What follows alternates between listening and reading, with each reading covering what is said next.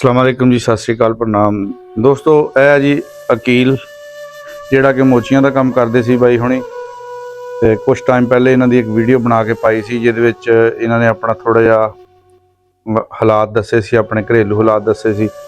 बहुत माड़े हालात, पतले हालात सी, बेचारे दा सिस्टम जिहड़ा ना नहीं सी चलदा हैगा। ते फिर बहुत सारे साडे जिहड़े 3-4 दोस्त सी उन्होंने इहदी हैल्प कीती। हैल्प करन तो बाद जनाबे अली इन्हें अपना एक रक्शा लिया ते अपना कारोबार को छोटा मोटा करूगा। और रक्शा तकरीबन इहदा आया 95,000 रुपये का। इन्ने दा आया सीगा 95 ਦਾ ਆਇਆ ਸੀ। 5000 ਉੱਤੇ ਲੱਗਾ 5000 रुपया उपर, जानी 1 ਲੱਖ रुपये च पै गया सी। अच्छा जी, वो टोटल जी अमाउंट आई सी वो 1,15,000 ते कुछ रुपये सीगे, 360 रुपये। 1,15,500 उपर 360, यानी 860 रुपये सीगे। तो हुण 15,000 रुपया तो कुछ इन्हें कोई दवाई दुई भी लै ली सी, सारा कुछ कर लिया सी। फिर इन्हें कोई किसी को होर थोड़े जे पैसे फड़े सी, जिहदे नाल फिर इन्हें अपना थोड़ा जिहा सिलसिला शुरू कीता सीगा। रेडीमेड बच्चों के कपड़े लैके आया सी। पर रेडीमेड कपड़े जिहड़े हुण इन्ने क रकम दे किन्ने क आ जाने सीगे। फिर असीं अपील कीती एक बंदे अगे, उन्हें फिर इनू थोड़े जे पैसे भेजे। वो जनाबे अली 30,000 की रकम जिहड़ी ना वो भेजी सी उन्होंने मेरे को।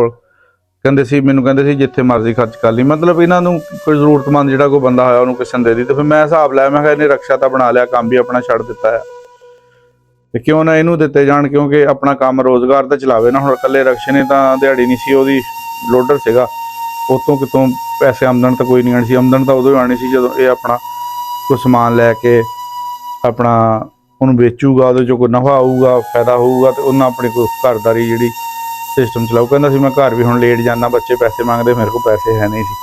इदां ही आ भी निकया। बिल्कुल जी भाजी, मैं ना जाना तो है वा, रोज़ का खर्चा भी कोलों पाईदा वा। हाँ हुण इन्ने पैसे जिन्ने है सी भाई, इन्हों ने भाई उन्होंने इमदाद की मेरी, इन्हों का मैं शुक्रगुजार हाँ। हाँ ते बाकी ये भी जो कुछ भी है मैं लाता भाजी, ठीक हो गया। चलो रब जी ये बरकत पावे। तो बाकी जिहड़े भेजण वाले आ ते उन्हां दा भी अल्लाह भला करे। भी उन्होंने देखो एक छोटी जी आवाज़ ते असीं बड़े खुशकिस्मत समझते हैं अपने आप नूं भी, साडी आवाज़ ते कोई बंदा इन्ना कुछ कर दिंदा। नहीं तो इत्थे तो तमाशा देखने वाली दुनिया बहुती आ, हैल्प करने वाली, आसरा देने वाली जिहड़ी लोग वो बहुत घट आ। चढ़दे पंजाब वाले जिहड़े साडे वीर आ इस गल्लों बड़े दलेर आ। माड़ी जी गल होवे तो अपना ना बहुत कुछ हैल्प कर जांदे आ। ते उन्हां लई देखो जी थोड़ी जी अमाउंट जिहड़ी इत्थे आ के बहुत बड़ी अमाउंट बन जाती है। और उहदे नाल इत्थे साडे जिहड़े लोग आ जिहड़े इस तरह तेरे निक्के वर्गे आ, इहनूं निक्का कहंदे, नां ते इहदा अकील आ। उन्हां दा चलो रोज़गार का सिलसिला बन जाता, रोज़गार चल पैंदा आ। होर भी इस तरह ही बहुत सारे लोग आ जिहड़े किसी ना किसी तरीके नाल इमदाद दे हकदार आ। असीं अज इन्हां नूं पैसे भी जिहड़े साडे वीर ने भेजे आ वो देवांगे, तो कुछ इनू राशन पानी मैं अपने कोलों देवांगा, ताकि इहदा घर का निज़ाम भी चलता रहे। ये जिन्हों ने पैसे भेजे उन्हों का नाम विक्रम आ जी, विक्रम सिंह। उन्हें अकील की जिहड़ी निक्के की मदद की। निक्का की कहेगा विक्रम भाई लई? मैं उन्होंने शुक्रगुजार हाँ जी, उन्होंने मेरी इमदाद की। मैं इंशाअल्लाह दिल ला के जी अपना काम करांगा भाजी। जो कुछ भी है मैं सारा कुछ ला दिता। मेरे को एक चीज़ नसीब वैरायटी है कि मैं राती पैसे फड़े अपने रिश्तेदारी से, उन्होंने को मैं आख्या भी तुहानूं मैं पैसे दे दूंगा।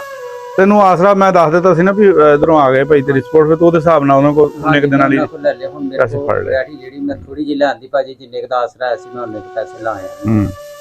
ते बाकी अल्लाह बेहतर करेगा। देखो दिल ला के काम करो, ये रोज़ रोज़ किसी ने हैल्प नहीं करनी। अगर अज तू पैसे खर्च लेंगा तो कल नूं फिर उस जगह ते आ जाएगा। नहीं भाजी, अगर कारोबार नूं रन करेंगा थोड़ा थोड़ा करके बहुता हो जाएगा।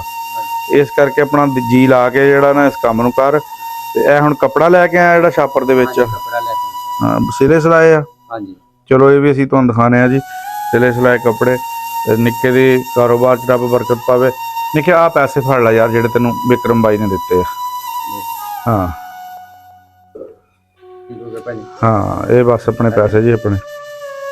चलो जी माशाअल्लाह। गड्डी चो देन लगे जी अकील भाई नूं राशन। इहदे विच रखे बोरे, हुण थोड़े जे रह गए, 1-2 रह गए।